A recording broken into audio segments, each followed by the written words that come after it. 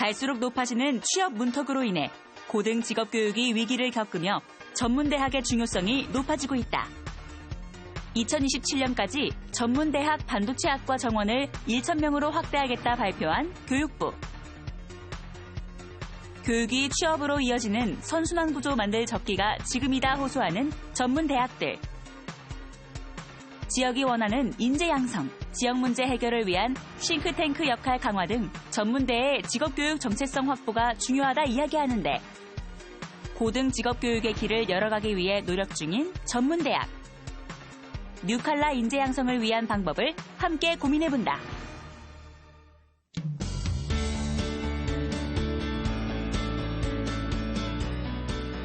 여러분 안녕하십니까? 정부는 반도체 인재 양성 정책의 일환으로 2027년까지 전문대학 반도체학과 정원을 1,000명 늘릴 계획을 발표했습니다. 전문대학을 통해서 미래 사회에 필요한 인재 양성을 한다는 건데요. 그래서 오늘은 4차 산업혁명 시대에 전문대학이 어떻게 고등 직업교육의 길을 열어가야 하는지 이야기 나눠보겠습니다. 함께해 주실 분들 소개해드리겠습니다.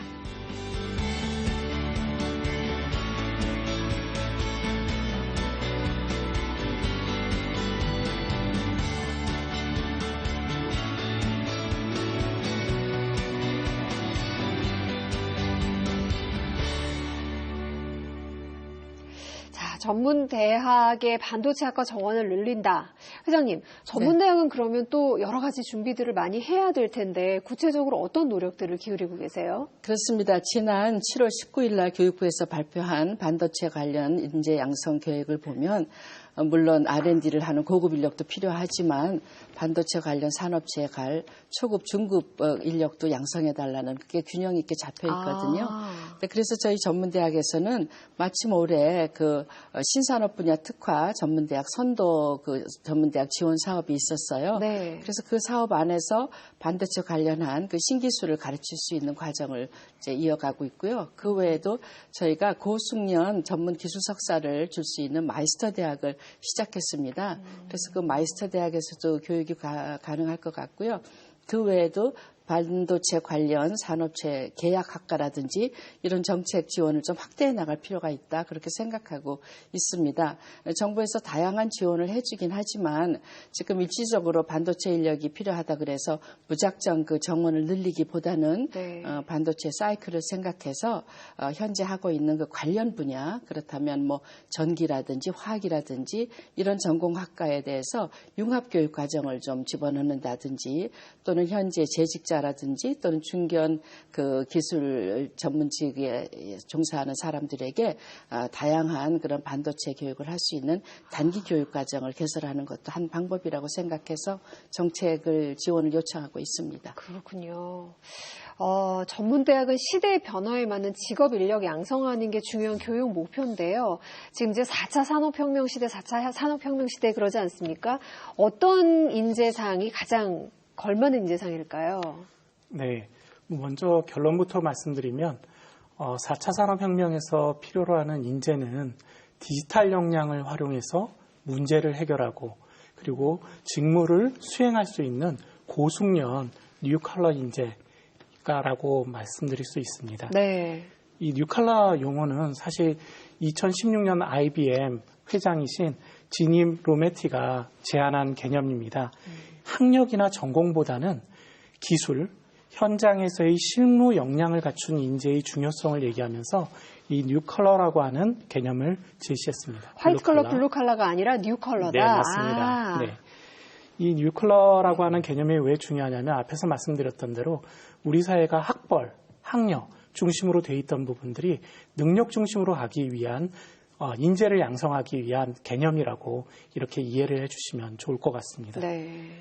네, 사실 이런 인재를 양성하기 위해서는 현재의 교육이 약간 정답을 알려주는 교육이라고 볼 수 있습니다. 그런데 이제는 이 4차 산업혁명 시대에서는 정답을 알려주는 교육이 아니고 답을 찾아갈 수 있는, 특히 디지털 역량을 활용을 해서 답을 찾아갈 수 있는 능력을 갖춘 인재, 이게 바로 고숙련 뉴 컬러 인재라고 이렇게 볼 수 있을 것 같습니다. 네. 사실 이러한 인재와 관련해서 갖춰야 될 역량들이 여러 가지가 있는데요. 그중에서 먼저 제일 중요한 거는 앞에서 말씀드렸던 대로 디지털 역량이 제일 중요하고요. 그리고 학습 민첩성이라고 해서 러닝 어질리티라고 하는 게 있습니다. 자기가 가진 지식과 기술을 가지고 문제를 인식하고 해결할 수 있는 역량.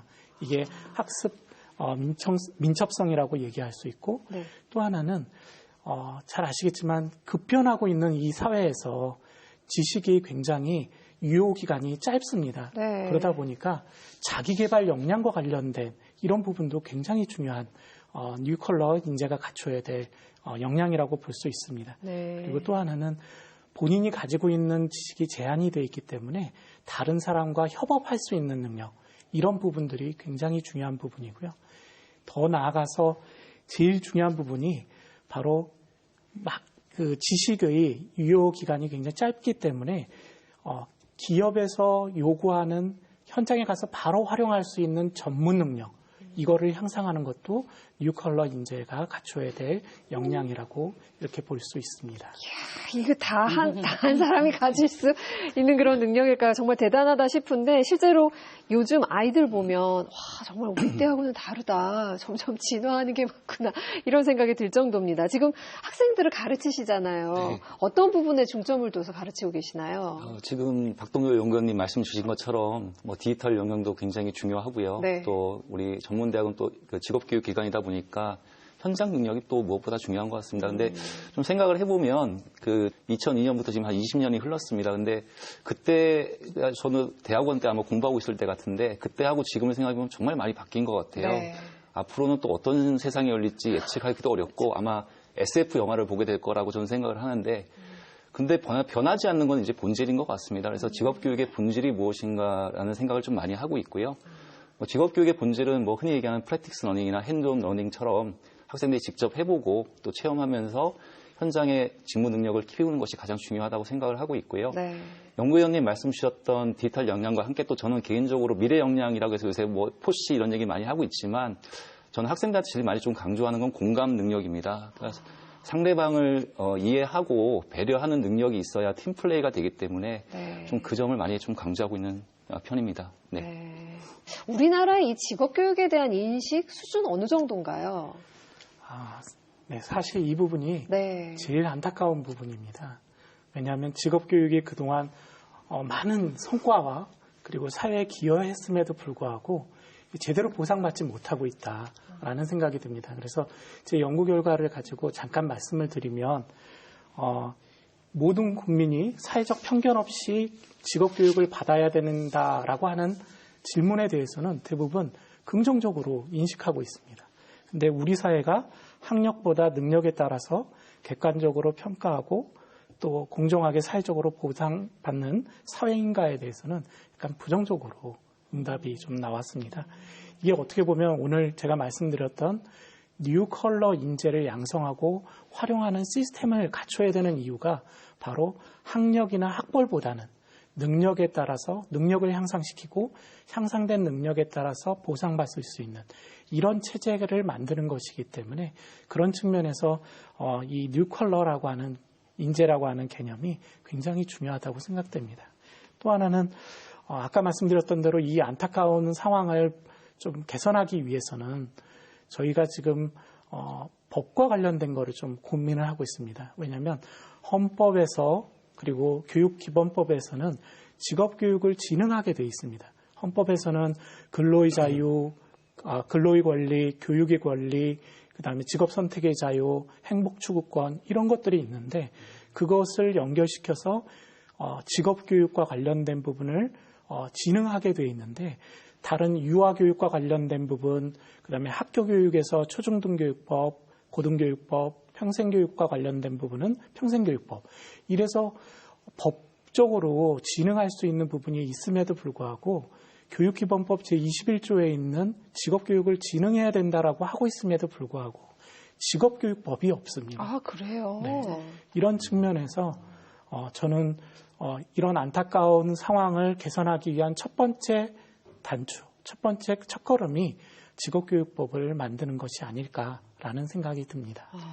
네, 제가 거기 덧붙여서 말씀드리면 네. 사실 이제 유아교육법, 또 초등학생, 뭐 중학생, 그리고 고등교육, 평생교육에서는 그 하위 법령이 다 있습니다. 네. 그래서 이제 5년 주기로 그 기본 계획을 세워서 거기에 체계적으로 이렇게 지원을 해주고 있거든요. 근데 직업교육법은 있지만 그 밑에 하위 법령이 없다 보니까 5년 주기로 계획을 세울 수도 없거니와 또 중장기적인 재원이라든지 또 책임 소재가 명확하지 않아요. 그래서 직업교육을 하고 있는 데를 보면 직업계 고등학교도 있고요. 또 일반 대학에서도 직업교육 하고 있지 않습니까? 네. 또 전문대도 그렇고 폴리텍도 그렇고 그 외에 뭐 지자체에서도 다 그런 직업교육 일부 하다못해 백화점 문화센터에서도 다 하고 있습니다. 이렇게 중복되다 보니까 일관성이 없고 또 체계적으로 할 수 없는 단점이 있어요. 그래서 하루빨리 이 직업교육법이 제정돼서 직업교육법에 해당하는 그런 그 기관은 어떤 기관들인지 네. 그 기관에서는 국가적으로 또는 지자체에서 어떤 책무를 가지고 지원할 것인지 그 지원을 받아서 체계적이고 안정적으로 어떤 모습으로 직업교육을 해나갈 것인지에 대한 그게 필요하기 때문에 말씀 주신 대로 하루빨리 이 직업교육법 가칭이긴 하지만요. 그 하위 법령이 제정되었으면 하는 바람을 갖고 있습니다. 네. 그 부분은 사실 저희 교육 현장에 있는 저 같은 교수자도 네. 관심이 굉장히 많습니다. 근데 뭐 저도 최근에 우연찮게 접하게 되었는데 중국에서 최근에 26년 만에 직업교육법을 개정을 했습니다. 네. 96년 직업교육 이래로 26년 만에 개정을 했는데 그 내용이 무엇일까 저도 사실 되게 궁금해서 한번 들어가 봤습니다. 근데 제가 중국어를 못해서 인공지능 힘을 좀 빌려서 네, 전문을 한번 봤습니다. 봤더니 네. 핵심은 그거 같더라고요. 직업교육이 국가 경쟁력이나 산업 경쟁력을 향상시키는 데 도움이 많이 되고 또 그 직업교육은 이제 실습교육이 많이 되기 때문에 재정 지원이 또 많이 필요하다. 이런 좀 논거를 들어서 개정을 하고 재정 지원의 근거도 만들고 또 일반 교육과의 어떤 등가성의 문제나 넘나드는 문제, 그러니까 일반 교육에 갔다가 직업교육에 오고 직업교육에 왔다가 일반 교육에 가고 이런 상호 보완적인 관계를 정립하기 위해서 개정을 한 것 같습니다. 그래서 회장님 말씀에 정말 전적으로 동의하고 꼭 좀 실현이 됐으면 좋겠다 이렇게 생각을 하고 있습니다. 네. 회장님 그리고 직업교육을 한다면 아무래도 그 전문대학의 역할이 굉장히 크지 않을까 싶은데 그렇습니다. 예. 네. 어떤 역할을 담당하고 있을까요?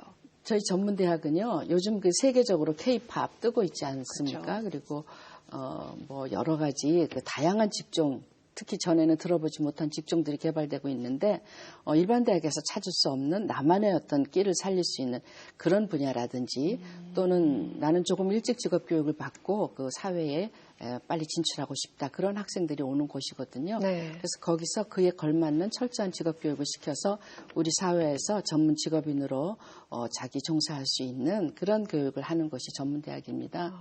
그래서 전문대학의 역할을 보면 특별히 이제 일반 대학을 졸업한 사람들이 잘 가지 않는 산업 분야라든지 또는 지방의 그 중소 중견 업체는 늘 인력에 그 시달리고 있는데요. 그런 곳에 딱 걸맞는 맞춤형 인재를 이제 내보내는 그런 역할을 하고 있는 게 가장 중요하죠. 네. 또 하나는 이제 많은 경제나 인구가 전부 수도권으로 몰리고 있는 상황에서 네. 지방이 점점 소멸되어 가고 있는데 그런 지방 소멸을 막기 위해서 그 지역 사회에 어떤 특화된 그런 그 분야에 종사할 수 있는 그런 학생들을 이제 가르치고 배출해서 지역에 정주할 수 있도록 하는 그런 역할 또한 하고 있습니다. 또는 또 그 지역의 재직자들이 자신이 인생 2모작, 3모작을 이제 하기 위해서 다른 교육을 할 때 직업 전환 교육을 통해서 자신의 제3의 삶을 살아갈 수 있도록 평생 교육도 하고 있습니다. 그러니까 직업 교육, 평생 교육하고 있고요. 그 외에도 사실은 그렇게 심층적으로 학문에 관심이 없는 학생들도 있고요. 네. 또는 이제 학교 밖을 떠돌다가 또 그 성취를 못하는 학생들을 모아서 저희가 교육을 시켜서 거의 한 60% 정도를 중소기업에 취업시키는 그러니까 어떤 사회 안전망 구축이라든지 또는 사회의 계층 이동의 사다리 역할을 하는 것도 함께 하고 있다고 볼 수 있습니다. 네. 그래서 우리 그 전문대학의 역할은 꼭 학령기 학생들을 위한 교육뿐만 아니라 성인 학습까지 통틀어서 전체 직업에 가능한 모든 그런 직업 교육을 함께 하고 있다. 그렇게 보시면 될 것 같습니다. 그렇군요. 그러면 교수님 아무래도 수업하실 때도 실습 교육 위주로도 많이 하실 것 같은데 어떻게 네. 하고 계세요? 아무래도 뭐 직업교육의 본질 자체가 실습교육이 있다라고 생각을 하고 있기 때문에요. 네. 그 강의실이나 실습실이 곧 기업의 현장이다라는 생각으로 학생들을 가르치는 것이 굉장히 중요합니다. 그렇게 되기 위해서는 이제 3가지가 필요하다고 생각을 하는데요. 첫 번째는 시설과 장비 같은 인프라가 필요할 것 같고요. 두 번째는 학생들하고 상호작용할 수 있는 교육 방법이 필요할 것 같습니다. 그리고 이제 또 현장의 내용을 잘 반영하는 교육 콘텐츠 이 3가지가 있으면 학생들이 효율적으로 학습을 할 수 있는 것 같고요. 기업에 가서도 자신감 있게 일할 수 있는 그런 배경이 되는 것 같아서 제가 소속된 대학뿐만 아니라 전체 전문대학 교수님들이 그 방향으로 지금 열심히 하고 계십니다. 네. 그렇군요. 자, 그러면요, 여러분. 유한대학교에서 어떻게 고등 직업 교육이 이루어지는지 그 실습 현장을 직접 보는 건 어떨까요? 화면으로 함께 만나보시죠. 경기도 부천시에 위치한 유한대학교. 특별한 수업을 하고 있다고 하던데요. 엄지와 검지를 옮겨 정답을 선택해보세요. 한창 수업 중이어야 할 시간에 VR 체험이라니 무슨 상황이죠? 산업안전학과는 기계, 화공, 전기 등 안전을 요하는 작업 환경에 대한 전문 관리 능력을 기르는 학과입니다. 산업재해로 인한 기업의 책임을 요구하는 수요가 늘며 이론 아닌 실습 중심의 수업을 진행하는데요. 저희 산업안전학과에서는 안전관리자와 보건관리자를 양성하고 있습니다. 아시겠지만 요즘에 사회적 책임이 기업들에게 많이 요구되면서 중대재해가 발생했을 때는 이제 기업의 경영주까지 처벌할 정도로 상당히 사회적 책임을 요구하고 있습니다. 따라서 우리 학생들은 지금 안전관리자와 보건관리자가 필요한 다양한 직무교육을 배우고 있고요. 이런 교육을 통해서 이 친구들이 바로 현장에 투입되면 안전관리자와 보건관리자로서 직무를 수행해낼 수 있도록 현재 교육과정을 운영하고 있습니다. 지금 여러분들이 화면에 보고 있는 이게 산업 현장에서 일어날 법한 위험한 상황을 가상현실로 시뮬레이션화하는 수업입니다. 메뉴를 통해서 여러분들이 프로그램을 실행시키게 되면 실제 산업 현장의 그 환경이 여러분들의 눈앞에 펼쳐지게 될 겁니다. 시뮬레이션을 마친 후엔 현장의 위험 요소를 직접 평가하고 개선 방안까지 마련해본다고 합니다. 실제 학생들이 제안한 개선 방안을 시나리오화해 가상현실 기반 교육에 반영하고 있다고 하는데요. 언제 어떤 일이 벌어질지 모르는 곳이 산업 현장이다 보니 방심은 금물. 실습할 때조차 긴장감을 놓지 않습니다. 극단적인 사고 상황이 발생할 수 있다는 걸 실제로 수업을 하면서 학생들이 그 가상환경 속에 안전관리자로서 투입이 돼 보면 상당히 긴장을 하고 그 몰입감을 많이 느끼더라고요. 그래서 이런 교육 기법을 통해서 취업을 하거나 현장 실습을 나갔을 때 이 친구들이 그 적응하는 기간을 최소화시킬 수 있는 아주 좋은 기법이라고 생각을 합니다. 교양교과를 제외하곤 이론 대 실습을 1대2 또는 1대1 비율로 운영. 현장 중심의 인재상을 길러내는 데 초점을 맞추는데요. 그래서일까요? 기업 현장에 나간 학생들이 좋은 평가를 받고 있다고 합니다. 네, 정말 많이 도움이 될 것 같고 그래서 이제 나중에 졸업해서 현장을 나갔을 때 좀 더 자연스럽게 행동할 수 있지 않을까 하는 좋은 점이 있다고 생각을 합니다. 그래도 대다수의 큰 위험 요소들은 다 알 수 있게끔 구현을 정말 잘해놓은 것 같아요. 이제 보통의 학생들은 건설업이나 안전관리자의 업무를 직접적으로 경험할 수 없기 때문에 보지도 잘 못할 뿐더러 그래서 이런 거를 통해서 간접적이나마 대략적인 위험 요인들을 파악하고 나중에 실제 안전관리자가 되었을 때 업무에 도움이 크게 될 것 같습니다. 대기업 실험실을 그대로 옮겨온 듯한 학과가 있다고 해 찾아가 봤습니다. 도라는 단백질을 분리 정제할 수 있는 기계고요. 학교 내 실습실이라고 하기엔 최신식 실험 기자재가 즐비한데요. 유한생명 바이오학과는 바이오 기초 이론부터 제조 및 공정, 품질 관리를 배우는 학과입니다. 단백질을 분리 정제하는 기계가 있어 직접 실험이 가능한데요. 기계를 직접 다루며 공부하다 보니 학생들의 만족도가 상당히 높다고 합니다. 실제 산업체에서 활용하는 부분과 아주 유사한 모델을 학교 안에 구축을 해서 직접 학생들이 실습을 통해서 장비의 활용도를 높여볼 수 있는 그런 수업을 구성하고 있습니다. 바이오 약품 생산 현장을 축소, 실습 가능케 해 현장 실무 중심의 수업을 진행하는데요. 세포 대량 배양이 가능한 기기가 구비돼 있어 이론과 실습을 병행합니다. 또한 학과와 기업 간 긴밀한 협력 관계를 구축. 학생들이 기업 현장에 바로 투입되더라도 즉각적으로 실무가 가능할 정도로 노력하고 있습니다. 이동 나사를 이용해서 맞추면 돼요. 세포가 현미경으로 관찰되어지고 있나요? 산업체 현장을 기반으로 배우다 보니 실제 현장에 투입되었을 때 아낌없이 실력을 발휘하는 학생들. 단백질 의약품 생산을 위한 세포주 구축, 세포 배양, 배양 공정 개발, 정제 공정에 대한 현장 중심의 이론과 실습을 수행할 수 있어 산업체 현장 기반 교육을 통하여 학생들이 현장 실습 및 취업 등으로 실제 현장에 투입되었을 때 적응 능력과 대응 능력을 향상시킬 수 있을 것으로 생각됩니다.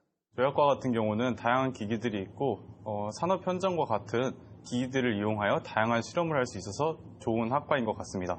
실무와 관련된 기기들을 직접 다뤄볼 수도 있고 실습하기도 하고 또 교수님께서도 친절히 하나씩 다 알려주시기 때문에 이거를 바탕으로 해서 그러니까 취업을 했을 때 실무에 적합하게 적용할 수 있을 것 같습니다. 학령 인구 감소, 진로 선택의 어려움, 좁아진 취업 문턱 등 대학의 고민이 깊어지고 있습니다. 학생들에게 이론과 실습 가능한 좋은 교육 공간을 제공하고 학생들이 믿고 신뢰할 수 있는 교육 환경을 제공하는 것.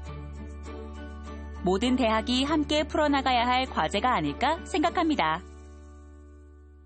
야, 제가 생각했었던 것보다 너무나도 환상적인 그런 아이들이 교육을 받고 있네요. 가상현실로 시뮬레이션하고 막 진짜 기업의 연구실을 그대로 옮겨놓은 것 같은 그런 실습실에서 교육하는 모습들이 와, 산업 현장에 아이들이 직접 투입이 됐을 때는 굉장히 도움이 많이 되겠다는 생각이 듭니다, 교수님. 네, 학생들 인터뷰에서 봤지만 실제로 도움이 많이 되고 있고요. 네. 저희는 저를 이제 현장 미러형 실습실 이렇게 표현을 하고 있습니다. 그러니까 산업 현장의 거울처럼 우리 실습실을 구현해서 학생들이 그 안에서 직접 체험하게 하는 건데요. 근데 그 체험에서만 끝나는 것이 아니라 실제로 거기서 발생하는 문제를 어떻게 해결할 것인가까지도 같이 고민하게 해줍니다. 그러면 학생들이 현장에 갔을 때 다양한 돌발 상황에 대해서도 충분히 대처할 수 있는 능력이 키워지게 되고요. 사실 전문대학의 이 직업기술교육이라는 것이 수준이 높지 않다라고 생각하시는 오해들이 많이 있는데 실제로는 전혀 그렇지 않고요. 유한대학교에서 하고 있는 지금 유한생명바이오과 같은 경우에는 저희 대학하고 이제 가족기업이죠. 유한양행에서 저희 실습실이 만들어질 때 시설 제공이나 또 노하우 점수 같은 것들 많이 해주셨습니다. 그래서 제가 사실 유한대학교는 그 유일한 박사님의 건학 이념에 의해서 설립된 학교인데요. 네. 건학 이념이 이거였습니다.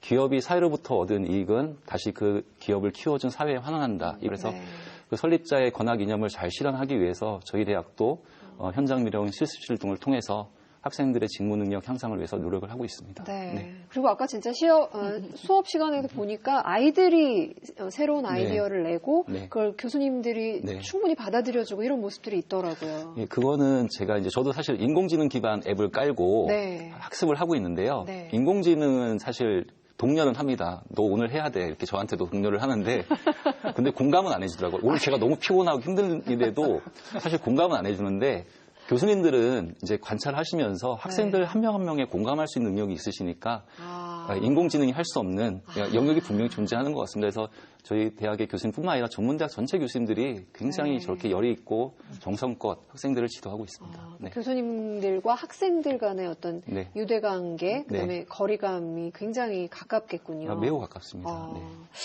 의원님, 이런 고등 직업 교육이 정말 많은 도움이 되겠죠? 네, 맞습니다.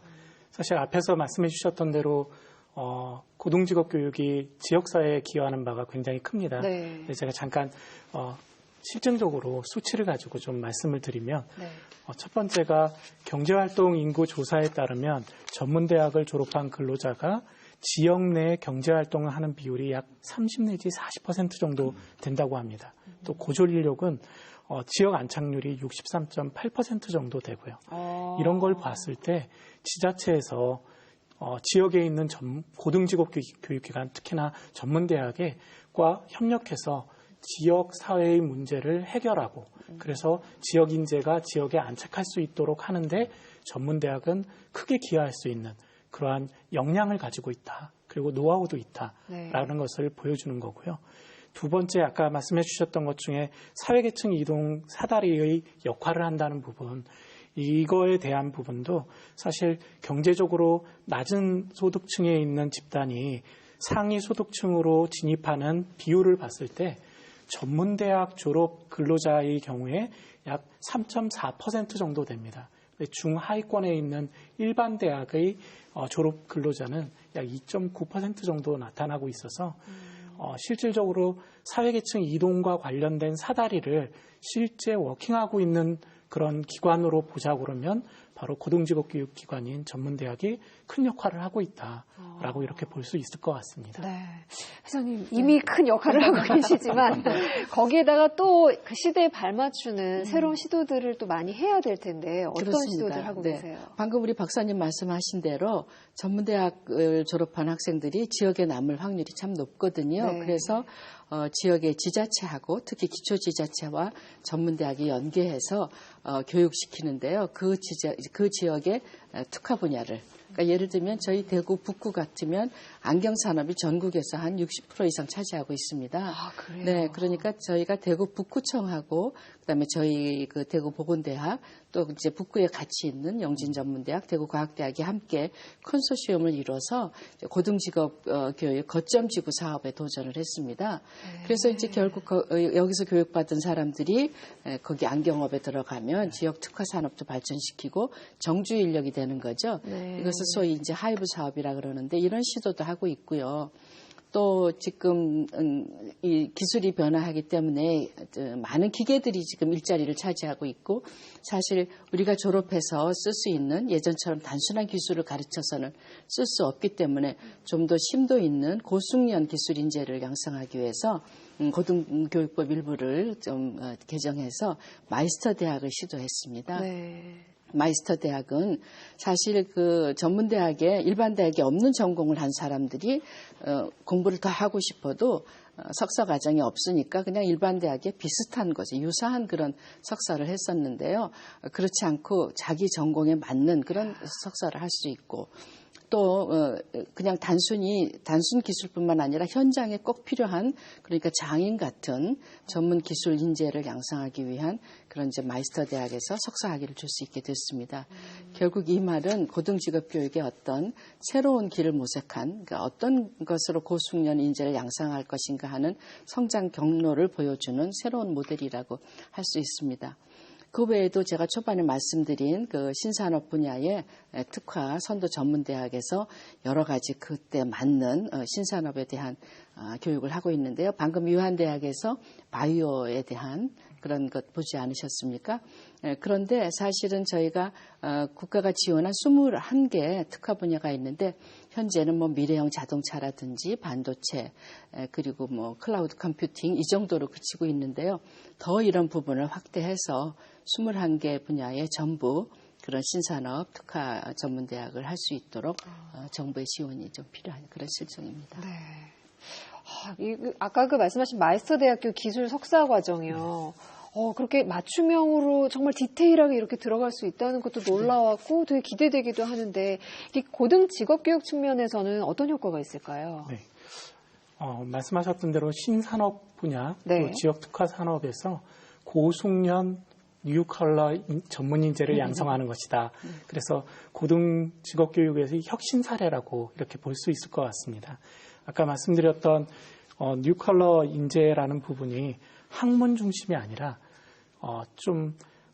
실제 기업에서 필요로 하고 있는 실무 능력 그리고 전이 가능한 능력을 키울 수 있는 양성 체제라는 측면에서 굉장히 큰 의미가 있고요. 또 단순히 전문기술 석사 과정만 했다고 해서 마이스터 대학이 되는 것이 아니라 바로 전문 학사 과정 그리고 전공 심화 과정 전문기술 석사 과정이 다 같이 이 뉴컬러 인재 양성 프로그램 형태로 갈 수 있게 된다라는 측면에서 굉장히 의미가 있다고 생각이 됩니다. 그래서 이러한 거를 통해서 결국은 이 고숙련 뉴컬러 이 전문 인재를 양성하는 직업교육 체제가 완성이 됐다라는 측면에서 큰 의미가 있을 수가 있고요. 완성이 됐다. 네네. 그리고 두 번째는 내부적인 혁신을 해야 되는데 정답을 알려주는 교육이 아니라 아까 유한대학에서 하는 것처럼 문제를 주고 또 더 나아가서 문제가 무엇인지를 발견해서 그 문제를 해결하고 그리고 나중에 대안까지 내놓을 수 있는 이런 형태의 그 교육 시스템이 만들어질 수 있기 때문에 그래서 마이스터 대학에 가지는 고등직업교육에서의 의미는 굉장히 크다라는 생각이 들고요. 마지막으로 저는 아까 위원 총장님께서도 말씀하셨던 것 중에 제일 중요한 부분, 자기가 교육을 계속 학문 중심이 아니라 실무 중심으로 받고 싶은데 받을 데가 별로 없다. 맞아요. 네, 그러니까 기존에 좀 있습니다. 일반 대학의 특수대학원이나 산업대학이 있었는데 산업대학은 19개에서 2개로 줄어들었고 또 일반대 특수대학원도 보면 약간 실무 중심보다는 이론 중심으로 가는 경우가 많이 있어서 아쉬움이 많았었는데요. 그런 측면에서 아까 말씀드렸던 헌법과 교육기본법에서 제시하고 있는 직업교육권을 학생들한테 제공할 수 있다, 보장할 수 있다라는 측면에서 이 마이스터 대학은 굉장히 큰 의미가 있다라고 생각이 됩니다. 네, 굉장히 많이 노력하시고 애쓰시고 하시지만 홍보를 조금 더 활발하게 하셨으면 좋겠어요. 몰라서 못 가는 것 같다는 생각이 들 정도였거든요. 지금 아이들 교육 받는 모습을 보니까 요즘 학생들을 충원하는 문제 때문에 좀 어려움을 겪고 계시잖아요. 네. 수도권 일반대로 이제 아이들이 많이 집중이 되고 있는 이런 문제들이 있는데 어떻게 변해야 될까요, 전문대학들이? 네, 사실은 이제 학력 인구가 감소하니까요. 네, 저출산으로 인해서 이미 고등학교를 졸업하는 그 학생들이 대학 정원보다도 훨씬 적기 때문에 경쟁이 있을 수밖에 없겠죠. 그런데 일단 우리 사회적으로 전문대학에 대한 경시 이제 현상이 조금 있고요. 그다음에 사회적으로 경제적으로 모든 그 것들이 수도권에 집중하다 보니까 수도권에 몰리고 있습니다. 일단 진학할 때 수도권으로 몰리고 그다음에 직업을 선택할 때 또 수도권으로 가는 경향이 있는데요. 그러다 보니까 일반 대학 위주로 수도권 위주로 그래서 전문대학이 정말 어려워지고 특히 지방 전문대학은 더 어려울 수밖에 없는 현상입니다. 그런데 가만히 생각해 보면 내가 정말 이게 하고 싶은 일인가?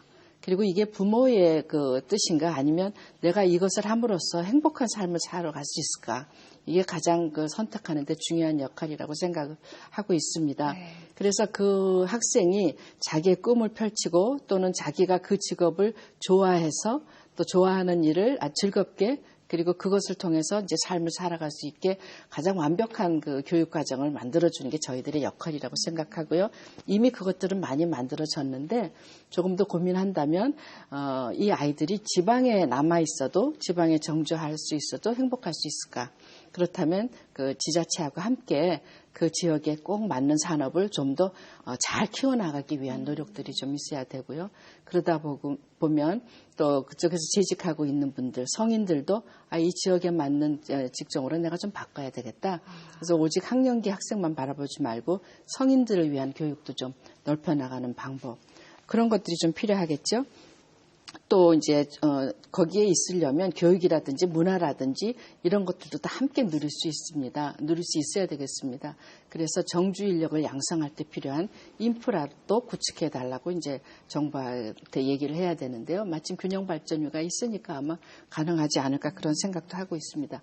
마지막으로 그 우리 내국인들의 어떤 그 직업을 침해하지 않는 범위 내에서 뿌리 산업이랄지 또는 요즘 젊은이들이 기피하는 이공계열의 어떤 산업체에 근무할 수 있는 취업 연계형 유학생들을 많이 유치해서 그들에게 여기서 교육받고 남아서 정주할 수 있고 또 그들이 자기 나라에 돌아가서 여기서 배운 것들을 이렇게 분배할 수 있고 그런 정책도 함께 유지된다면 전문대는 좀 살아갈 방법이 더 많지 않을까 그런 생각해 봤습니다. 네.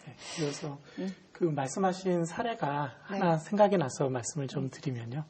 문경시하고 문경대학교하고 MOU를 맺어서 지역 인재가 지역 안착하기 위한 지원을 하고 있는데요. 문경대학교의 미래산업융합과라는 것을 만들어서 단순히 교육비만을 지원하는 것이 아니라 교육과 그다음에 취업 그리고 더 나아가서 행복주택 지원 사업처럼 그런 것과 연계해서 주거와 관련된 부분까지를 해결하고 사실 지역 청년이 지역에 안착하기 위해서는 자녀 교육도 굉장히 중요하거든요. 그렇죠. 그런 부분들도 같이 고민하는 형태로 하는 모델이 지금 만들어지고 있고 시행이 되고 있습니다.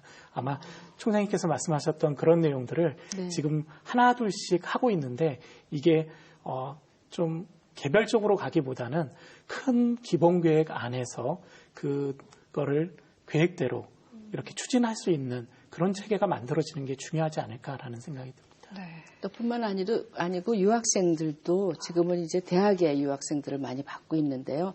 이제 고등학교 때부터 좀 한국에 와서 한국 사람들이 기피하는 어떤 산업체, 뭐 조선이라든지 용접이라든지 이런 뿌리 산업에 근무할 수 있는 아이들을 체계적으로 좀 유치하는 것도 중요한 일이라고 생각하고요. 그걸 위해서 비자도 좀 다양화해서 비자의 문도 열어야 되지 않을까 그런 생각이 있습니다. 교수님은 지금 교육 현장에서 네. 어떠세요? 이 부분에 대해서 느끼시는 게 솔직히 말씀드리면 뭐 좀 다른 얘기일 수도 있겠지만 뭐 세계적인 경제학자였던 케인즈라고 하는 사람이요 이런 네. 말을 한 적이 있습니다. 장기적으로 보면 우리는 다 죽는다 이렇게 얘기한 적이 있는데요. 그게 이제 결국은 지금 굉장히 위기인데 지금 바로 무엇인가 하지 않으면 국가적 책임을 다하지 않으면 모든 국민들이 힘들고 험한 길을 가게 될 것이다. 이런 경고죠. 근데 사실 지금 전문대학이 어찌 보면 또 그 케인즈가 했던 그 말과 굉장히 부합하는 상황이 아닐까 저는 생각을 합니다. 굉장히 어려운 상황인 것은 분명하고요. 그렇기 때문에 지금 뭔가 정부의 역할도 중요한 것 같고 또 우리 전문대학 자체의 노력도 중요한 것 같습니다. 근데 사실 이 문제의 출발점을 생각해보면 모든 문제가 다 그렇지만 자원의 희소성 같습니다. 그러니까 뭐 사실 저도 제 통장에 돈이 무한대로 있으면 삶의 고민이 거의 없어질 것 같은데 아쉽게도 뭐 제 통장에 한계는 분명히 있으니까 거기서부터 이제 저의 의사결정이나 이런 고민이 시작되는 것 같은데요. 전문대학은 두 가지 같습니다. 너무 당연한 얘기지만 학령 인구가 줄었기 때문에 입학 자원이 부족하고요. 두 번째는 등록금이 계속 동결되었기 때문에 재정적 자원이 굉장히 희소합니다. 이 두 가지가 자원이 정상적으로 작동하지 못하니까 우리 이러다가 정말 큰일 나는 거 아니야? 이런 위기감을 갖고 있거든요. 근데 이 부분은 또 거꾸로 생각해 보면 돈이 이렇게 많지 않을 때 정말 소중함을 알게 되지 않습니까? 마찬가지로 학령 인구가 줄고 학생들이 조금 줄어들다 보니까 학생 한 명 한 명이 굉장히 소중해 보이는 것 같아요. 그래서 온 학생들을 정말 열심히 가르치는 거에 일단 집중을 해야 될 것 같고 회장님 말씀 주신 것처럼 학령 인구 학생뿐만 아니라 지역사회 성인 학습자나 뭐 외국인 노동자나 아니면 뭐 소외계층이나 모든 분들에게 열려있는 사실 교육을 사실 전문대는 하고 있습니다. 준비가 다 되어 있어서 어떤 분이 오셔도 교육할 수 있는 준비가 되어 있기 때문에 사실 완벽한 개방형 교육기관이라고 저는 생각을 합니다. 그래서 그런 측면에서 조금 형평성이나 효율성 측면에서 전문대를 지원하는 재정적 논리 근거는 충분하다고 생각하기 때문에 정부에서도 좀 이런 점들을 좀 깊게 고려했으면 좋겠고요. 전문대학을 지원하면 아까 우리 연구위원님 말씀하셨지만 저도 통계를 좀 봤는데요. 40대, 50대 가면 고등학교를 졸업했을 때 학생들보다 소득 수준이 훨씬 높습니다. 결국 그거는 국가적 세수로 다시 돌아올 것이고요. 네. 그것이 다시 국민들의 복지로 사용될 겁니다. 그래서 네. 좀 관심을 갖고 고등교육을 직업교육과 일반교육 두 가지가 상호 보완적인 관계로 자리매김할 수 있도록 그렇게 지원해 주셨으면 좋겠습니다. 네. 확실히 데이터로 지금 입증이 된 사항이기도 하고요. 네. 고등교육 재정에 대해서 말씀이 나와서 말씀드리는데요. 네. 사실 고등교육 재정은 굉장히 어렵습니다. 지금 14년째 등록금 동결이라고 말씀해 주셨는데 특히 이제 전문대학은 거의 95%가 사립대학이거든요. 그런데다가 등록금에 의존하고 있는데 학생들을 많이 줄였는데요. 거의 전문대에서 많이 줄였죠. 일반대학에서는 별로 줄이지 않았어요. 그러니까 전문대에 대한 수입이 너무 감소됐고요. 또 그 입학금까지 폐지한 마당에 사실 전문대 재정은 일반대에 비해서 한 20%도 채 미치지 못하거든요.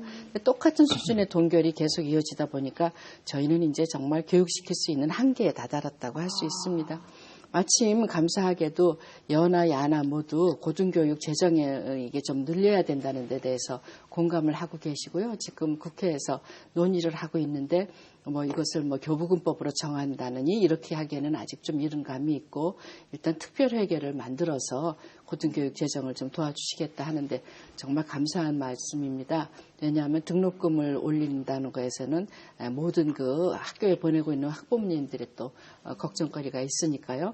그래서 이것이 빨리 통과돼서 저희 고등교육 재정이 좀 숨통을 틔웠으면 좋겠고, 그중에서도 사실 전문대학은 직업교육은 국가적인 책무이기 때문에 저희 전문대학에 먼저 좀 깔아주시고 그 다음에 배분을 했으면 좋겠다는 말씀도 같이 드리겠습니다. 아마 보고 계실 거예요, 저희 방송을. 그리고 국가가 해줬으면 하는 역할들, 뭐 일들이 그거 말고도 또 있을까요? 그것이 저 이제 초반에 말씀드린 직업교육법 제정이어서요. 네. 직업교육에 대한 이제 국가적인 책무 그리고 중복되지 않고 효율적으로 하기 위해서 교통 정리를 좀 해주셨으면 좋겠습니다. 네. 연구위원님이 보시기에는 요 직업교육법 어떤 방향으로 제정돼야 된다고 보세요? 네. 우선 직업교육법은 반드시 제정되어야 한다라는 걸 강조드리고 싶고요. 이제 직업교육법의 교육기본법의 그 21조를 보면 직업에 대한 소양과 능력을 개발하도록 지능교육을 하도록 되어 있습니다. 그 말은 기초 직업교육의 범위가 그동안 여러 가지로 막 혼란이 있었는데 이제는 기초 직업교육과 전문 직업교육으로 나누어서 초등학교서부터 성인 학습자까지를 다 포괄하는 그러한 직업교육이다. 다시 말씀드려서 이게 일부 계층만을 위한 또는 일부 학생만을 위한 직업교육이 아니라 모든 국민을 위한 직업교육이다라고 하는 부분이 기본적으로 기본 이념이나 이런 부분에 제시가 될 거라고 생각이 됩니다. 그리고 두 번째는 말씀하셨던 대로 국가의 책무성과 관련된 부분은 굉장히 중요합니다. 제가 설문조사하고 FGI를 해보면 국가가 직업교육을 책임져야 행정적으로 또 재정적으로 책임져야 된다라고 하는 부분에 대해서 여러 분야의 전공을 하신 분들이 다 동의를 하십니다.